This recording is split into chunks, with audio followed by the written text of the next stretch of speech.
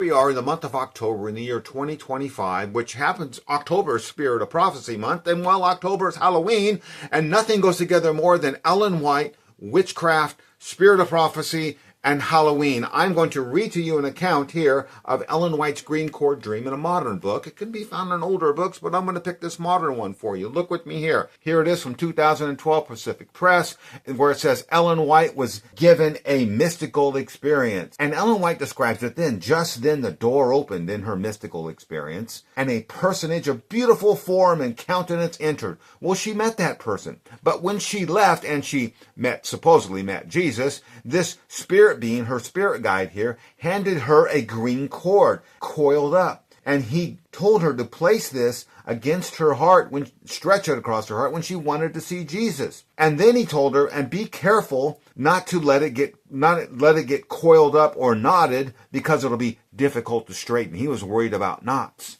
You know, this dream that's here in this book was told to Adventists that it was from God. Look here in the Youth Instructor in 1917. There it is. It's a God-given dream. But you know what I know about cords and witchcraft and cord magic? Because that's what this is. Here's a book by a witch that I read, and here's where you discover the use of magical cords is here. Not in the Bible, but in books by witches and cords.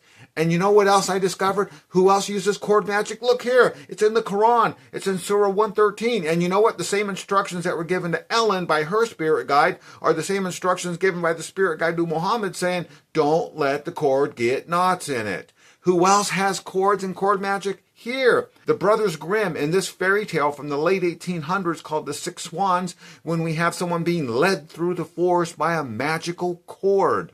And here's what else I discovered about cord magic. I think I discovered the origin or the history of it. And look here. The earliest account I found of cords being used in sorcery and magic is 3000 BC, also 1600 BC by the Hittites.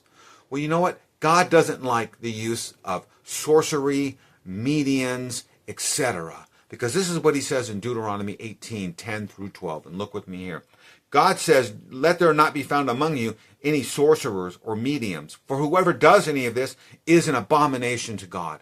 Ellen White is an abomination to God. The use of cords to stretch across your heart to call Jesus is not biblical.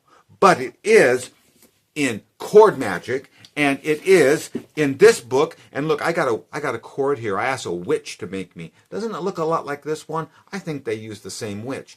Ellen White is engaged in witchcraft, and Adventism is just wrong.